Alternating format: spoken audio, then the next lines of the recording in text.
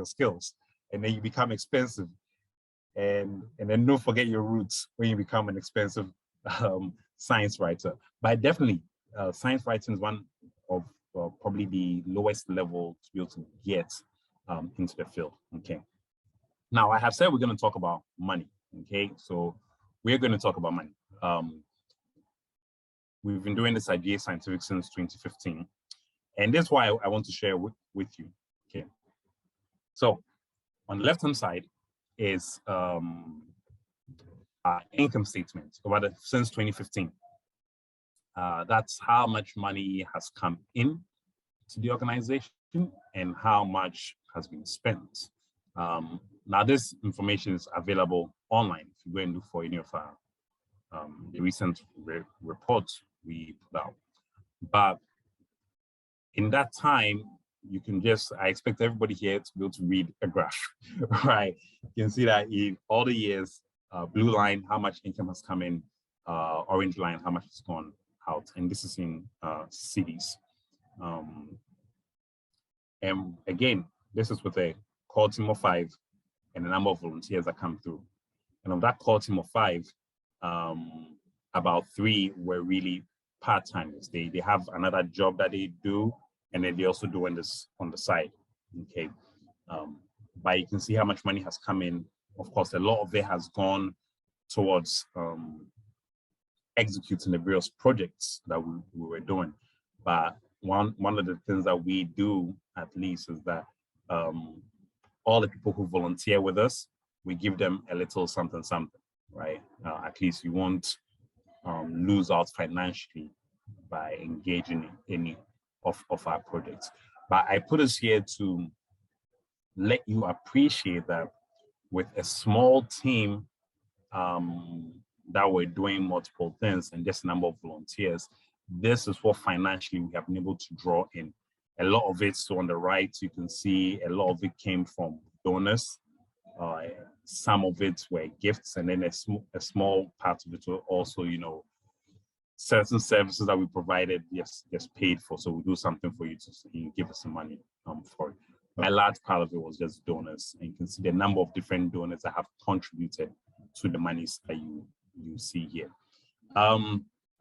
So it is not perfect. You are not going to make men's gold sort of money,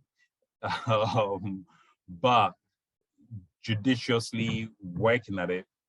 And this is in Ghana, where we think there isn't even much activity in the space.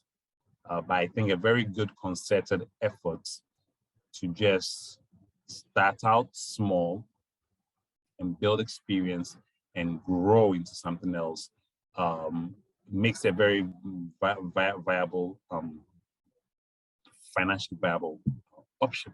So yeah, I wanted to share this with you in case you enjoy the science, but you don't see how you're going to end up in industry or how it's going to turn out when you finish, whether you're undergrad or postgrad. Exploring science communication now, whilst you're still a student, means you get some of that experience, which can allow you to tap into certain sources upon graduating when you want to go a bit independent. All right, so that's that. This is the last thing I want to share with you, which is one thing I have come to absolutely believe is that good things happen when the science community engages with the public.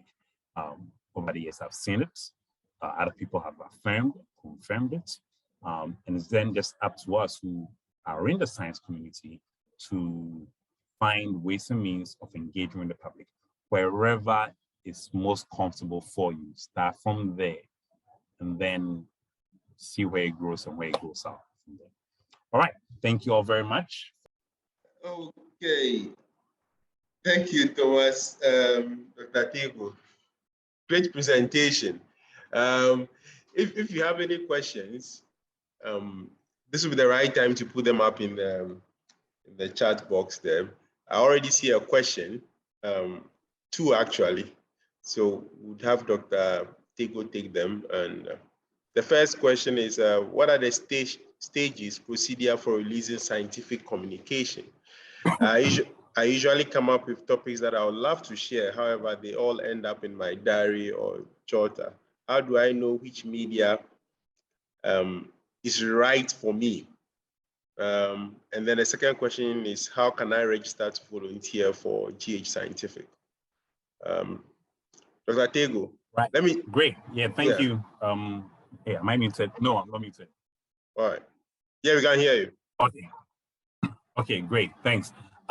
So it depends on what you say. How do I know which media is right for me? Well, I think only you can determine which media is right for you. And none of us can really help out with that. What I mean by that is, if you take all the social media platforms, you will know which one you like and which one you don't. And it doesn't even need to be online media. I have a colleague who occasionally writes for the Daily Graphic.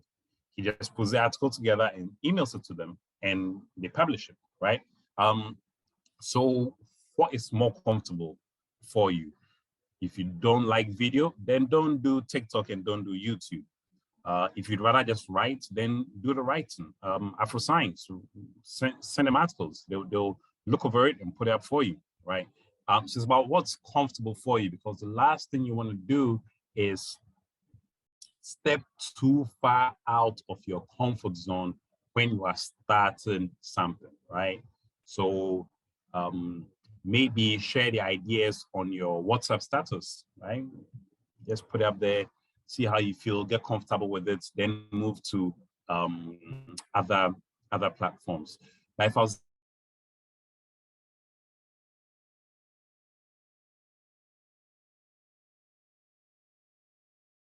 new UI using, so if it's your own avenue, then of course there's no real procedure apart from what you decide for yourself. But if you're going onto other people's platforms, then they'll all have certain sort of like procedures, you know, email to the editor first, or send a pitch first off, or things along those lines. All right. Second question was, how can you register to volunteer for GH Scientific? Just go on the website. So if you type in GH Scientific, the website will come. It's a place for membership. You sign up for membership. Somebody will follow up with you, and then whenever there are volunteer opportunities, you would be made aware of it, and then you just go on from there. All right, thank you. Okay, thank you, Dr. Tego. Yeah, and to add to that, that's Kwashi, right? So if you are an engineering student on Kenya University campus, this is something that will probably be of interest to you. So when I came over last year, for instance, when I started at Kenya University, teaching at Kenya University, a lot of departments do not even have their own social media pages, or on Twitter or even LinkedIn. So for instance, my department started something like that. And for most lecturers, they will find it difficult to have time to manage such stuff. So I think when Dr. Tego was speaking, he said you could just step up and say, I'll volunteer for such stuff. So this is something I did for students here in physics. So we recruited students, some of the TAs or students who were interested. And a student did the design for some of our social media stuff. Students give us posts, things that they think are interesting. If there's a program ongoing, they take pictures and we put up on our social media pages. So they are especially on campus. I think there should be a lot of places you can start with. And of course, you can always come to AfroScience if you want to write. Just send us an email or talk to me or Emmanuel, and then we'll see what we can do about your ideas. So thank you very much. Do you have any more questions? If anybody has any questions, you can raise your hand. We'll see that, and then you can unmute and ask a question. Okay, so this is Chioma. There's a question from Chioma. Thank you for this platform. From all I've heard, this is predominantly effective in Ghana. Is there a provision for these ICOM activities in Nigeria? If not, what is the way forward for inclusion and establishing a presence? Dr. Tego, Yeah, not a problem. So So there are some of the things that I mentioned that are clearly country specific, all right? Because we are doing this in Ghana. So that only applies to Ghana. But then some of the things I mentioned, like social media and so on, of course, that doesn't matter where you are located. However, Nigeria, there is an organization called Comm Nigeria, all right? So I'm going to put a link in the chat. It's run by a friend of mine, and they do things very similar to what we do at GA Scientific. Same thing, providing volunteering opportunities for students, running science communication competitions, running training programs, going into schools, hosting sort of like weekly events every set time of the year. Think of everything I said we do in Ghana, GA Scientific, Comm Nigeria also does in Nigeria, right? And I know they also take on volunteers. There's a similar, there's another organization that's a little bit more international, which is called Trend. It's in the neurosciences, so that's a little bit more unique to the neurosciences. But if you want a broader platform, then Comm Nigeria, look into that, follow it, and I'm sure you can see how to also get involved with them. Yeah. Yeah, thank you, Dr. Tego. Yeah, so and Chioma, like we were saying, you could still send articles to Afro Science Network. We have a couple of Nigerians who have written for us as well. In fact, I think I have more Nigerians on our programs than Ghanaians, which is interesting though. But we've had a couple of Nigerians who have written for us as well. So yes, you could. But try your hands at a lot of things. You could be the beginning of something great in Nigeria. So yeah, that's also another way to start. Any more? Please, do you have any more questions? So I'm posting the link for the post event survey. For all those who are participating, please click on it and just answer a few questions for us, so we'll know how we evaluate this program and what we could do to improve it going forward. And then one bit of announcement as we wait for people to think of questions. So the whole idea behind this training program was to get people who are interested in doing effective science communication. So we are going to give the opportunity for anybody who is interested in signing up.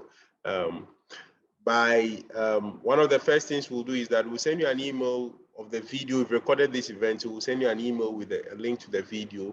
You can all watch the video, and then we'd want you to write an article about this so that we can put up on Afro Science Network. Right, so I will do that. We'll send the video to everybody. We'll try and send the presentations as well. And then I want to see articles about this event that we can put up on Afro Science Network. It'll be interesting to see your articles on this event. All right. Kwame Kwanin, I see that your hands are up. Would you want to ask? You can unmute and ask a question. Okay, so Kwame hasn't unmuted, but Dr. Tego, I have a question. So no one has asked that, so let me ask that. So for your funding, how do you get funding from Africa or in Ghana, or do you get funding mostly from outside?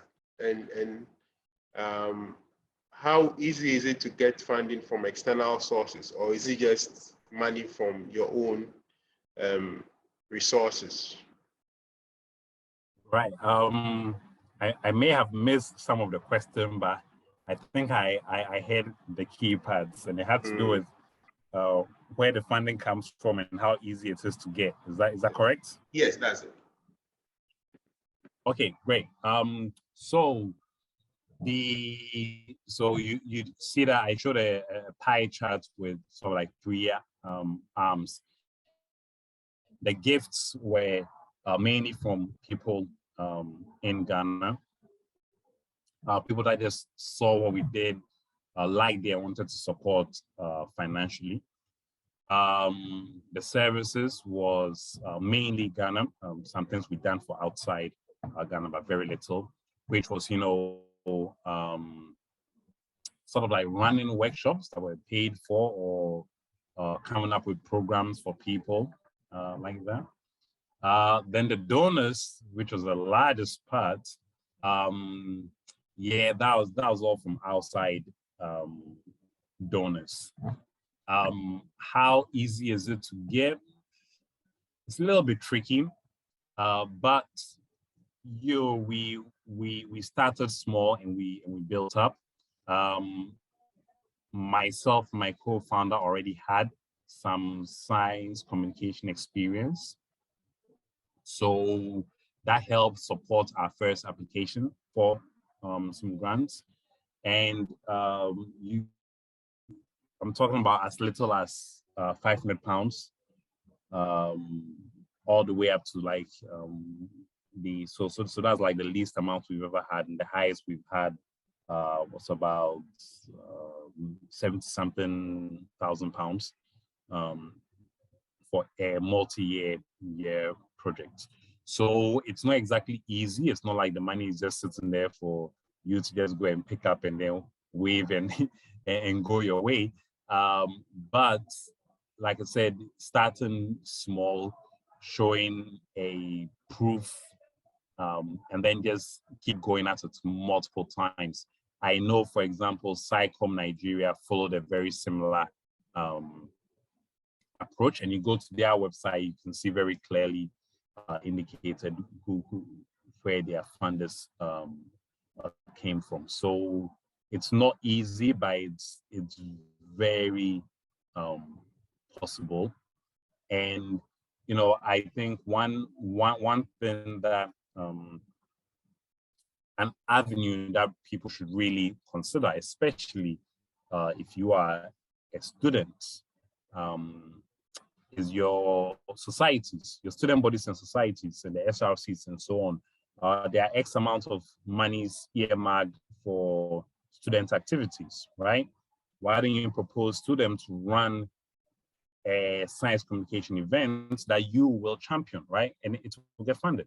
And then that gives you the proof or the experience, or it gives you something to put in your back pocket to say, I did this before with this amount of money from my SRC, so I can do this again if you give me that amount of money. Beyond the students associations, the professional associations we have in Ghana. So if you're in KNUST, the Ghana Science Association has a student membership option. You go join as a student member, you attend meetings. Each branch has an amount of money they use to run their yearly activities. Propose to them, Dr. So-and-so, I have this great idea, we can do this and this and this and this. They'll tell you, okay, go and think about to bring me a proposal. You put together a proposal. Because you've been writing for Afro Science Network, you know how to write really good science in English. So you put together a proposal and you go and you say, okay, give me 2,000 cedis to go to this school and go and do this. They'll let you lead a project. Even if you don't lead it, one of the executives will definitely work with you to see it through to completion. From there, you move on to the next thing and the next thing. And that's just the Ghana Science Association. There are other professional associations that, I may not be a member of, so I don't know what their inner workings are. But there are ways to get some funds locally. I know some students that have just got their alumni, their senior high school they went to, got a year group or two together, said, hey, this is a great project. We need X amount of money to go execute it. They raise funds that way to go and run the project. So it's not easy, but I think if you start volunteering, you show what you're capable of, then keep an eye out for opportunities, and you can take advantage of it and make it happen.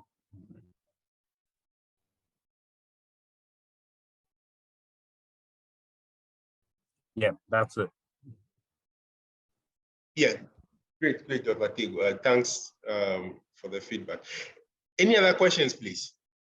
I'm posting the link to afroscience.net. You can check the website for some of our stories and some of the things we do as well. And I'm going to hand over to Emmanuel to say a few words, and then we'll wrap it up. Seems like we have a lot of smart people online today, so no questions. That's great. That's also good. Yes, that's good. Okay, so we thank you very much for becoming a part of this program. And don't forget that this is just phase one of what Afroscience Network is trying to do when it talks about Psychom 101. The second phase is where we're actually going to take you through the training where you learn the skills you might require to become an effective or efficient science communicator. So make sure you actually click on the Google link that was sent and then give us the feedback survey. We want to know the people that retain an interest in science communication. That is why we held this program, and we had Dr. Tego come and speak to us about his work as a science communicator and the various ways he's going about science communication in Ghana. So if you are really, really interested in becoming a psychoma or a science communicator, we want you to click on the link and then give us the feedback, and then we'll take you through phase two, where we actually take you through the 4 key areas you need to look at. That is your audience, about how you communicate, what you communicate, and then how to reach your audience, and etc. So this is just phase one. That is why we took you through just the details, a few details. But for phase two, we're actually going to put you through both practical trainings and skill trainings, where you are going to develop the skills that are necessary. Someone asked a question about which platform that they want to choose. I think when we are done with the program, you would know the platform that you are much more convenient with, or you are much more conversant with, and then how you're going to go about putting your articles or whatever you have online. So make sure you click on the link and then register for phase two, so that we know the people that we are moving on to the next phase. Hello, Chioma. I think you can click on the link that we initially said, which is the bit.ly link, Psychom 101. It's going to help you give us a feedback on the course and then whether you want to move on to the next phase. So I think you can do that review for us. And then when it comes to platforms for peer review on research topics, there are a lot of peer review platforms online, but you probably have to apply and then they'll look at the qualifications. They have specific qualifications for certain areas that they allow certain members to come and review topics for them. Some of them are free. Some of them you actually have to be invited before you can become a peer reviewer. So yes, a lot of platforms online, and a simple Google search can help you find them. But I think when we move on to phase two and we're actually taking you through the process of science communication, these are things we might cover, and then you might get exposed to some of these platforms online too.